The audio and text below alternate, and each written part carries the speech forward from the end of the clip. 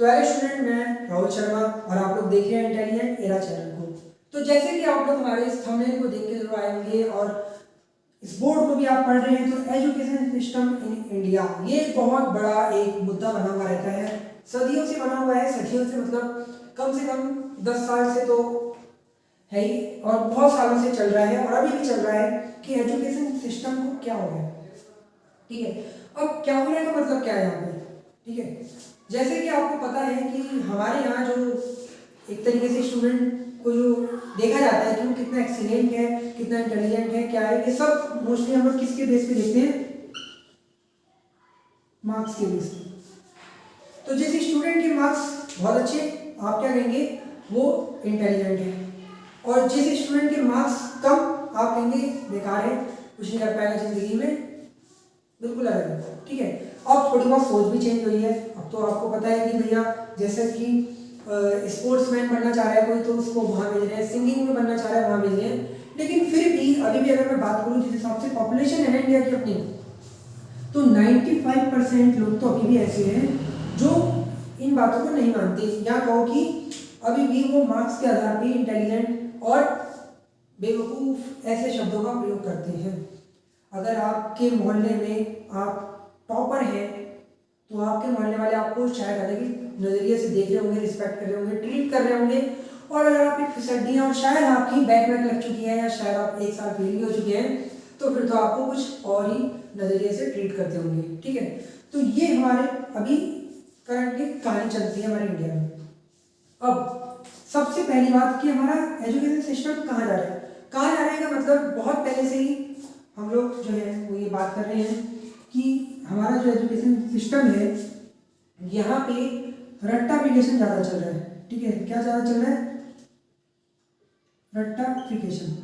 रट्टा बहुत ज़्यादा लगता है, बहुत ज़्यादा, जिसके बारे में कोई पूछो मत। यानी कि बच्चे को समझाने से कहीं ज़्यादा उसको याद कराने पे, उसको वो चीज़ दिमाग में बस जाए, ये चीज़ें कराने पे ज़्यादा ध्यान दिया जाता है। या कहो कि नोट्स बनवाने में बच्चे स्कूलों में जाते हैं। ठीक है, स्कूलों में जाते हैं तो लिखते ही रहते हैं बस, राइटिंग सेक्शन कितना ज़्यादा उनके लिए हो रहा है, सारा दिन कोचिंग में हो गया, ठीक है, स्कूल हो गया, लिख रहे हैं, लिखते जा रहे हैं। अगर आप ध्यान से देखोगे जो बड़े बड़े कॉलेजेस होते हैं, वहाँ पे क्या होता है, वहाँ पे सब कुछ होता ही नहीं। वहाँ पे टीचर आता है, ठीक है, और आपको एक लेक्चर देके जाता है। वो लेक्चर में से जो स्टूडेंट होते हैं वो अपने नोट्स क्रिएट करते हैं, एक शॉर्ट नोट्स बनाते हैं। जैसे टीचर ने बहुत बढ़िया आपको एक लेक्चर दिया, ठीक है, आपको पता है कि भैया मार्केट में 10 तरीके की बुक आती हैं उन डेरिवेशन को करने के लिए। ठीक है, तो आप क्या कर रहे हैं, आप फालतू में इतना कुछ छाप रहे हैं, जबकि आप वो चीज़ें वहाँ से पढ़ भी सकते हो। तो मेन कीवर्ड क्या इन्होंने बताया, मेन क्या एक दो ट्रिक बताई, वो आपको नोट करनी है उसमें से, ना कि आपको पहले लिखना है। और हो ही रहा है। ठीक है, अगर मैं बात करूँ 1 लाख स्टूडेंट कहीं पढ़ने जा रहे हैं, तो वो 1 लाख के 1 लाख पहले तो छाप रहे होंगे सारी चीज़ें। छापने के बाद उनमें से कम 95% जो स्टूडेंट हैं 1 लाख स्टूडेंट में से, वो क्या काम कर रहे होंगे, वो उन लोगों को सिर्फ छाप ही रहे होंगे। 5% स्टूडेंट होते हैं जो चीज़ें ढंग से पढ़ते हैं, जिसमें से 1-2% ही पूरा समझ रहा होता है, बाकी तो बस पास होने के लिए पढ़ रहे हैं। तो अब इनसे इफेक्ट क्या पड़ रहा है, इनसे इफेक्ट ये पड़ रहा है कि बच्चा कुछ सीख ही नहीं रहा। ठीक है, अब मैं कोचिंग पढ़ाता हूँ, कुछ ऐसे बच्चे हैं जो ये सवाल कराते कराते भी पूछ लेते हैं, कोई क्वेश्चन करा रहे हैं तो कहते हैं इसका यूज़ क्या है ये बता दो। ठीक है, तो वहाँ का यूज़ उन्हें अभी पता ही नहीं चला। जिसे पढ़ाई का यूज़ ही समझ नहीं आ रहा अपनी, तो आगे क्या विजन लेके चल रहा होगा उसका, तो फिर मैं क्या बताऊँ आपको। ठीक है, जैसे बहुत से स्टूडेंट होते हैं, उन्हें पता है कि 12th के बाद मुझे IIT या JEE मेंस निकालना है, मतलब IIT में जाना है, तो उनको पता है कि मुझे फिजिक्स, केमिस्ट्री और मैथ अपनी इस लेवल की कर देंगे कि मेरा पहला टारगेट में पेपर रहेगा। ठीक है, ये पेपर होना चाहिए मेरा पहला टारगेट। और मैंने ऐसे भी स्टूडेंट देखे हैं, और मैं देखते जाता हूँ, ठीक है, पढ़ा रहे हैं हम भी, कि सब्जेक्ट क्या थे लेकिन जॉब के लिए कहाँ चले गए। तो एक सबसे बड़ा मुद्दा तो यही है हमारे पूरे इंडिया का, कि जब तक, ये मेरी लाइन ध्यान रखना है, ये बहुत बड़ी लाइन बोल रहा हूँ मैं, ठीक है, जब तक हमारा जो पर्पस है वो क्या रहेगा, जॉब रहेगा। जब तक हमारी स्टडी का जो पर्पस है वो जॉब रहेगा, तब तक हमारे यहाँ पढ़ाई का लेवल सेट ही नहीं हो पाएगा। ठीक है, आप लोग पढ़ रहे हो, और ये बात भी है कि मोस्टली लोग जो पढ़ाई कर रहे हैं वो आज के टाइम पे क्यों कर रहे हैं, क्योंकि उन्हें पता है पढ़ाई करने के बाद एक अच्छी जॉब मिलेगी, पैसा आएगा, जिंदगी चलेगी। तो पढ़ाई का पर्पस ये है केवल एक अच्छी जॉब लेना, तो भैया फिर आप जिंदगी में कुछ कर भी नहीं पाओगे, ये बात तो तय है। क्योंकि आपने कभी पढ़ाई को उस नज़रिए से देखा ही नहीं, आपने तो सिर्फ एक जॉब के नज़रिए से उस पढ़ाई को करा कि हाँ ये 10 चीज़ें हैं, मैं इन्हें याद कर लेता हूँ, पेपर में आएगी, इतना कर दूंगा तो आगे नंबर मिल जाएंगे, पास हो जाऊंगा, और वो जॉब शायद नहीं हो जाए फिर, या वो एग्ज़ाम है।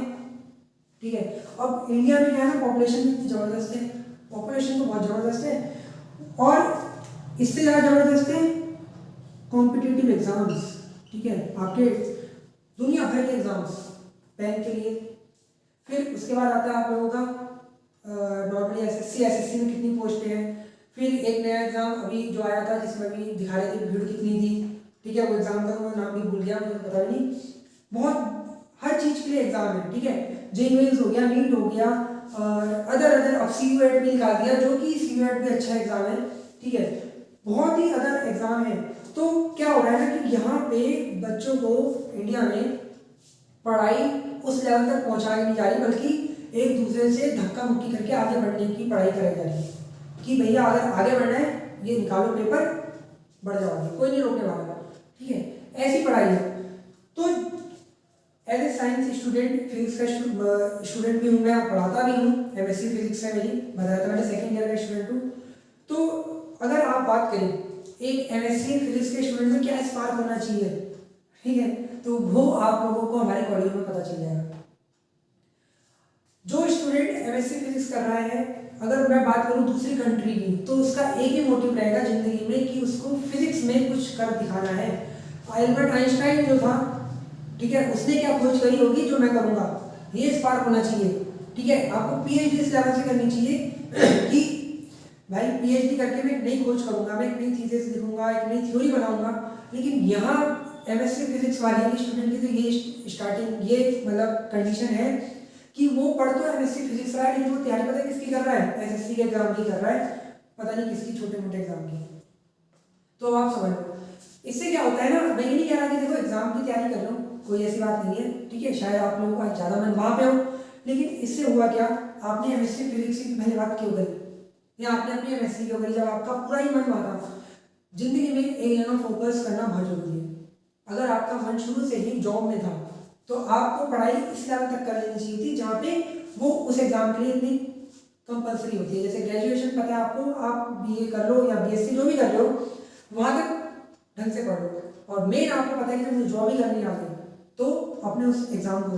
लेकिन यहाँ तो हम दो पहिए पे, कहते हैं ना, दो गाड़ी में पैर रख के चलने की कोशिश कर रहे हैं। MSc भी कर रहे हैं या BTech भी कर रहे हैं, और एक तरीके से गवर्नमेंट जॉब को भी लेके चल रहे हैं। गवर्नमेंट जॉब भी आप वो करो ना जो अपने सब्जेक्ट की है। ठीक है, सब्जेक्ट की ऐसे मतलब जैसे अब नॉर्मली MSc वाला बंदा है, वो पहले फिर नेट एग्जाम लिखेगा, गेट एग्जाम लिखेगा, तो वो तो नहीं कर रहे, ये कर रहे हैं। तो जब ऐसी कंडीशन रहेगी तो वहाँ से क्या होगा, अगर मान लो हमारी जॉब नहीं लग पाई, लग जाए वैसे सबकी, लेकिन नहीं 1% के लिए वहाँ लग पाएगी SSC वगैरह में, क्योंकि कंपटीशन तो बहुत ज़बरदस्त है, बहुत सालों से भी बैठे हुए हैं कुछ लोग, फिर भी अपने ऊपर कॉन्फिडेंस रखा हुआ है, फिर भी नहीं हो पाया चलो 1%, तो हमारा जो हमारी दूसरी टांग हमारी कहाँ जा रही थी, MSc में जा रही थी, तो वहाँ पे भी तो हमने कुछ नहीं करा, क्योंकि हम तो पढ़ भी नहीं रहे थे उसका। अब हमने ना यहाँ तैयारी अच्छी कर पाए ना वहाँ कर पाए, तो हमने अपने जीवन में कुछ नहीं करा। फिर ऐसे स्टूडेंट पूरे तरीके से लटक जाते हैं, ना किसी तरीके की नॉलेज रहती है ना कुछ रहता है, फिर उनकी गाड़ी खत्म हो जाती है। चलिए, तो अब आप मुझे खुद बताओ, जब ऐसा सिस्टम रहेगा हमारे एजुकेशन का या हमारी सोच का, जहाँ पे हम केवल और केवल जिंदगी में एक पर्पस लेके चल रहे हैं, एक एग्जाम और उससे बड़ी चीज जॉब, तो वहाँ पे तो मुझे नहीं लगता कभी वो जिंदगी में कुछ जेफ बेजोस, एलन मस्क को टक्कर दे पाएगा वो बंदा, या हमारे फिजिक्स वाला भाई साहब को। क्योंकि उन्होंने भी क्या करा, उन्होंने तो भैया आपको पता ही है, नॉर्मल से हमारे ऐसे चैनल से एक बड़ी कंपनी बना ली इतनी। ठीक है, आजकल कंट्रोवर्सी में भी चल रही है, वो अलग चीज़ है, लेकिन हाँ सोच ही तो ऐसा रखे। तो जैसे कहते हैं ना, अंग्रेज हमारे यहाँ पे आए थे, तो उन्होंने क्या करा, अंग्रेजों ने एक माइंडसेट क्रिएट करा इंडियन के ऊपर, ठीक है। पहले के टाइम पे क्या था, अगर अंग्रेजों के आपकी जॉब हो जाए, जब हमारा देश आज़ाद नहीं होता, अगर अंग्रेजों की जॉब हो जाए ना, तो भैया आपसे बड़ा कोई बात नहीं। इंडिया में आपने कुछ कर लिया, इंडियन में आपने कुछ कर लिया, आप अंग्रेजों के यहाँ जॉब करते हो, अब बाकी इंडियन से आप ऊपर उठ गए, ऐसा माना जाता था। तो उन्होंने एक माइंडसेट क्रिएट करवाया कि यार जॉब जो है अगर मिल जाए, हमें गवर्नमेंट जॉब, जिसे गवर्नमेंट जॉब कहते हैं ना, वो मिल जाए तो ज़िंदगी सिक्योर है। और हाँ, सिक्योर तो है, ये बात तो तय है, लेकिन फिर वही वाली बात है, जैसे आप बहुत सारी वीडियो, मोटिवेशनल वीडियो भी देखते होंगे कि अगर आपको ज़िंदगी में कुछ अगर करना है तो मात्र जॉब ही सब कुछ नहीं दिला पाएगा। एक सिक्योरिटी तो दे देगा कि रोज के 50,000 रुपये आपके रोज के तो नहीं आ रहे, मंथली 50,000 रुपये आ रहे हैं, लेकिन लाइफ को कैसे और अच्छा जिया जा सकता है या कितना आगे बढ़ा जा सकता है वो नहीं कर पाओगे आप लोग। फिर वही बात रहती है, क्यों हमारे यहाँ से कोई साइंटिस्ट नहीं आता ऊंचे लेवल पे, ठीक है। आर्यभट्ट पुराने टाइम में हमारे थे, वहाँ तक ज्ञान बहुत ज़बरदस्त लेवल का था, कोई मैच नहीं कर सकता था हमारे यहाँ को। लेकिन अगर मैं बात करूँ 2022 की, ठीक है, तो वहाँ पे क्यों हम ऐसे साइंटिस्ट नहीं ला पा रहे जो नई नई खोजें कर रहे हैं, ठीक है। केवल एकमात्र स्ट्रिंग थ्योरी के ऊपर एक साइंटिस्ट है जिनको इंडिया में बहुत ज़्यादा सम्मान दिया गया है, उन्होंने बहुत अच्छी खोज करी है। उसके अलावा एक सीवी रमन हमारे साइंटिस्ट थे, सीवी रमन जी, जिसको नोबेल पुरस्कार मिला था, ठीक है। अगर मैं फिजिक्स की बात करूँ, फिजिक्स की, अब कोई मुझे फिजिक्स का ऐसा कोई भी हो, ठीक है, मैं तो कुछ भी नहीं हूँ, लेकिन और भी जो अदर हैं हमारे फिजिक्स के बड़े बड़े प्रोफेसर हो गए, क्यों नहीं कर पा रहे कुछ? क्योंकि यहाँ पे मैंने बताया ना, पढ़ाई का जब तक पर्पस एकमात्र जॉब रहेगा तो हम कुछ कर भी नहीं पाएंगे। और ऊपर से फिर एजुकेशन सिस्टम ही हमारा इस तरीके का है जो हमें चीज़ें प्रोवाइड भी नहीं करता, तो बहुत बड़ा मुद्दा है, ठीक है। इस वीडियो को बनाने का मकसद यही था कि आपको थोड़ा सा अवेयर करा जाए कि यार ज़िंदगी में हम जो सोच के चल रहे हैं या हमारा जो सिस्टम, ये एजुकेशन है, वो सही में इतना बढ़िया है, ठीक है। हमें क्या करना है, हमें खुद अपने आप को एक सही सोच पे लाके खड़ा करना है। कुछ ऐसा टाइम भी आता है, मेरे साथ भी टाइम है, मैंने आपको जैसे अपनी पुरानी वीडियो में बता रखा है, या आप जब देखोगे मैंने एक वीडियो बना रखी है कि मैंने बीएससी क्यों चुनी, वहाँ तक बिल्कुल माइंड में क्लियर था कि करना क्या है। लेकिन कभी कभी कुछ ऐसी सिचुएशन भी आती है जिसमें लगता है कि यार मैं तो अभी तक कुछ नहीं कर पा रहा, मैं एमएससी कर रहा हूँ, मैं बीएससी कर रहा हूँ, ये मेरे दोस्तों आए दिन पता नहीं कौन सा एग्जाम दे के आ रहे हैं, उसकी तो वहाँ जॉब लगी, मेरा क्या होगा। तो ऐसी कोई टेंशन ही नहीं, जब आपका इरादा जितना ही पक्का होगा ना, उतनी ही आगे आप जिंदगी में मेहनत भी करोगे। और फिर सारी बात यह है कि जॉब जिंदगी नहीं है, ध्यान रखना, ठीक है। जॉब वो मेन एंड पॉइंट नहीं है जहाँ हमारी ज़िंदगी रुक जाती है। आप बहुत आगे कर सकते हो अपनी स्किल में, अपनी स्किल्स में जिस दिन आपको पूरा भरोसा आ जाएगा ना, और वहाँ पे अगर आपने मेहनत कर ली तो ज़िंदगी भी आपके कदमों पे आ जाएगी। आप जॉब क्या देखोगे, क्या गवर्नमेंट जॉब देखोगे, ये बड़ी बड़ी कंपनी, पीडब्ल्यू कंपनी हो गई, बायजूस हो गई, अगर ये भी इस दिन खाली यही करते, आईआईटी वाले थे भैया, ठीक है, पीडब्ल्यू वाले की बात नहीं कर रहा मैं, लेकिन और अदर जो कंपनीज आई हैं, स्विगी वगैरह, ये सब आईआईटी है, ये भी कितने तगड़े तगड़े पैकेज छोड़ रहे हैं, आप लोगों को तो पता ही होगा, आईआईटी पैकेज पता है ना कितने ज़बरदस्त होते हैं। तो ये अगर ये सोचते तो आज इतने आगे तो नहीं बढ़ गए होते। तो एंड ऑफ द डे या एंड ऑफ द वीडियो मैं ये कहना चाहूँगा कि एजुकेशन सिस्टम ही हमारा हमें एग्जाम के लिए और जॉब के लिए तैयार कर रहा है, जिस कारण से हम लोग बस खाली वही कर रहे हैं, ना नॉलेज आ रही है, ना जिंदगी में कुछ ढंग का कर पा रहे हैं, बस एक मात्र 40-50 हज़ार 60 हज़ार की नौकरी पे अटके पड़े हैं। तो आपको जो भी आप कर रहे हो अपनी ज़िंदगी में, ठीक है, चाहे आपका भले ही कोई कॉम्पिटिटिव एग्जाम का ड्रीम है, तो बस उसी में लग जाओ, अपना एक गोल बनाओ, वहाँ पे संतुलित हो जाओ। ऐसा नहीं है कि एक कदम से एमएससी चल रही है देख लेंगे, एक कदम से कॉम्पिटिटिव एग्जाम चल रहा है ये भी देख लेंगे, दोनों ही नहीं देख पा रहे, देख कहीं और ही रहे हैं, और ये भी हो रहा है हमारे साथ आज के जनरेशन में, ठीक है।